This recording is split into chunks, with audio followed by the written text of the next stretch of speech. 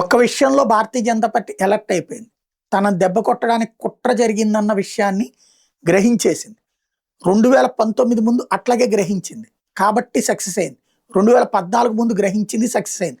2024 ముందు ఇట్లాంటి కుట్రలు పెద్దగా ఏం జరగాలి. అప్పట్లో రైతు ఉద్యమంతో క్లోజ్ అయిపోయింది. 2022 తర్వాత అయిపోయింది. కాబట్టి రిలాక్స్డ్గా ఉంది. పైగా 370 వస్తాయి, 400 వస్తాయి అన్న సర్వేలతో రిలాక్స్డ్గా ఉంది. అది దెబ్బతీసింది. 240 దగ్గరికి ఆగిపోవాల్సి వచ్చింది. చివరి నిమిషంలో జేడీయూ భారత ఇది తెలుగుదేశంతో పొత్తు పెట్టుకోబోయి ఉంటే అధికారంలో కూడా వచ్చి ఉండేది కదా. ఇది జేడీఎస్ కర్ణాటకలో ఇక్కడ పెట్టుకోబోయి ఉంటే కనుక దెబ్బతినేసి ఉండేది. అక్కడ ఎలర్ట్ లేకపోయింది. ఎందుకని? పోరాటం లేదు, తమకి శత్రుత్వం లేదే, అయిపోయింది, కాంగ్రెస్ పని అయిపోయింది, ఎన్డీఏ పక్షం అయిపోయింది అనుకున్నారు.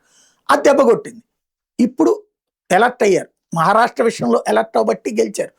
ముంబై అదేది బెంగాల్ విషయంలో ఎలర్ట్ అవ్వబట్టి గెలిచారు. ఇప్పుడు కూడా ఎలర్ట్ చేసేసారు బీజేపీని.